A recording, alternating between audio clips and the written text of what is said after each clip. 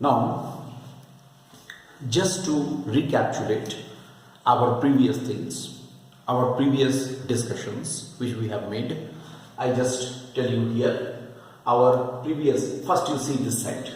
In this, the time period of a single spring is twice by root m by k. For the two springs in parallel combination, here is the for the parallel combination, here is for the series combination. This is just to recapitulate. This is the single spring, whether vertical position or horizontal position. Here it is for the parallel combination. This is for the series combination. This formula already we have got. The total spring constant of the parallel combination is this. Total spring constant of the series combination is written like this. Okay. I just want here two important special cases to be discussed. Here, see. First point. For K1 equal to K2 equal to K, say, let us suppose both the spring constants of both the springs is the same. Spring constant of both the springs is the same. Then what will happen? K1 is equal to K2 equal to K. Let us consider. In that case, for parallel combination, the time period T1 should be twice pi root m by twice k. For series combination, what we have? T2 is equal to twice pi root, here obviously m by ks I will write. Now what is ks? I will write 1 by ks is equal to 1 by k1 plus 1 by k2. That is equal to 1 by k plus 1 by k, means 2 by k. So ks should be k by 2. So T2 is equal to twice pi root m by k by 2, means twice pi root twice m by k. Look, these two expressions, one is T1 is equal to m by 2k, okay, and second one is this 2m by k. Very simple to remember, इसको याद रखना आसान है. Here also it can be remembered easily. If both the spring constant is the same, then it will be the expression. I hope you got this expression very clearly. Now, इसका मतलब हुआ अगर कभी भी किसी न्यूमेरिकल में कह दिया जाए कि दोनों का स्प्रिंग कांस्टेंट सेम है, तो क्या हो जाएगा?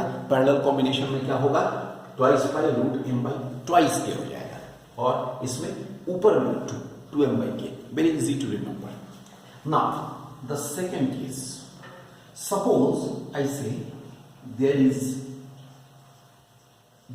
a spring. Look, try to follow me. I am asking you one question. Suppose this is a spring of spring constant k. The spring constant of this spring is k. Okay? So let us consider a spring whose spring constant is k. I cut it into 3 equal parts. Say 3 equal parts. So, if I ask you what is the spring constant of each part, okay, suppose I say spring constant of each part is k dash. Equal part, uniform spring of spring constant k, it is cut into 3 equal parts. For example, 3 equal parts, so that each part has the spring constant k dash. Then we can assume that each cut portion cut portion having the spring constant k dash are connected in series. That means what we can say, 1 by ks, 1 by Ks is equal to 1 by K dash plus 1 by K dash plus 1 by K dash, which implies 1 by K is equal to 3 by K dash, which implies K dash is equal to thrice K. Look, a very important thing I am getting. Look, what we are getting, I repeat once again, I just tell you what happens here. If there is a uniform spring of spring constant K is cut into three equal parts of K dash, spring constant K dash for each part, then we have here 1 by K is equal to 1 by K dash plus 1 by K dash plus 1 by K dash, because we can consider these parts are connected in series and each part has a spring constant K, so K dash, so 1 by K is equal to 1 by K is equal to 3 by K dash, so her part का कितना होगा 3K. इसका मतलब हुआ अगर मैं इस पूरे स्प्रिंग को, ठीक है, n पार्ट्स में कट कर देता हूं, n parts, if it is cut in n parts, then K dash will be nk. You can generalize it like this. जितने भी नंबर ऑफ पार्ट्स पे वो कट होगा उतना टाइम्स उसका स्प्रिंग कांस्टेंट बढ़ जाएगा, हर पार्ट का स्प्रिंग कांस्टेंट बढ़ जाएगा. Very important situation. This type of the things are often asked. So these were some important things regarding the spring constant, okay, and the loaded spring. So with this the discussion on the loaded spring combination is complete. Now we are coming to the another topic. We have to discuss mainly qualitative discussion. According to our syllabus, you can see the updated syllabus. Qualitative discussion. What is the meaning of the qualitative discussion? Qualitative discussion का मतलब होता है theoretical aspect, कोई numerical aspect नहीं, सिर्फ theoretical aspect. तो मैं यहाँ पर theoretical aspect डिस्कस करता हूँ. देखो, सबसे पहले मैं डिस्कस करना चाहूँ what is the meaning of the free and damped oscillation. Let us first discuss the meaning of the free and damped oscillation. So first we discuss free oscillation, right? Free oscillation. Write down. If a body capable of oscillations is slightly displaced from its equilibrium position and then released, okay, the body oscillates with its own natural frequency.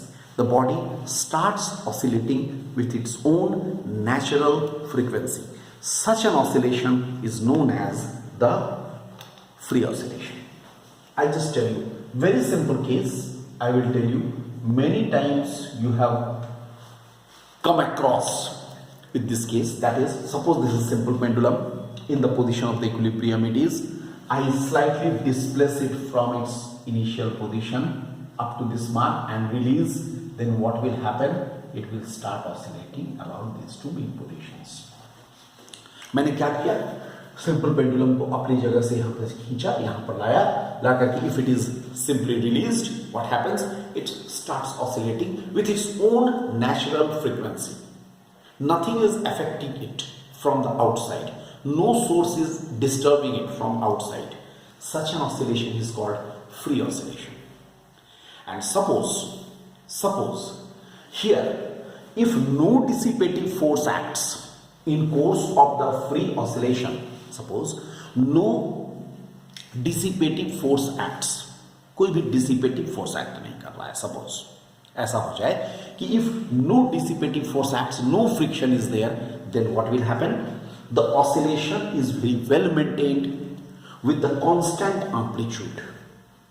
Okay, its oscillation will be maintained with the constant amplitude.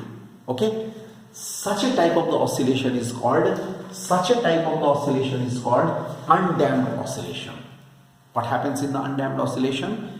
It is also a type of the free oscillation in which no dissipative force acts on the system and the system oscillates with its own natural frequency and with a constant amplitude. Here, in case of the undamped oscillation, it is oscillating with the constant amplitude like this. See here, if we plot a graph, this is the graphical representation of the undamped oscillation. What happens? Time and here displacement. What happens? Maximum, this is the amplitude, plus R minus R. It is in this way. Plus R and minus R एक constant amplitude के साथ ये oscillate कर रहा है, ठीक है। ये हुआ अनडैम्प्ड ऑसिलेशन के लिए। लेकिन suppose but if there is a dissipative force acts, the body is making the free oscillation, but if a dissipative force acts on this body, dissipative force. If a dissipative force starts acting on the body, suppose the frictional force or the air resistance mainly, then what happens? The amplitude of the system continuously dies out, gradually decreases and decreases, and it ultimately dies out. Okay, such a type of the oscillation is called damped oscillations. Such an oscillations are called damped oscillations. This is the example for the damped oscillations. See, it starts with the maximum amplitude, but constantly amplitude is decreasing and decreasing, and ultimately it dies out. Such a type of oscillation is called damped oscillation. Damped oscillation mainly takes place due to the air resistance and the dissipative forces. Okay, now as I told you many times, our only two topics are left, which we shall discuss in the next class, that is the forced oscillation and resonance. With this chapter will be completed, and after that we can start also waves. I will give the introduction to the waves also in the next class. Okay, thank you.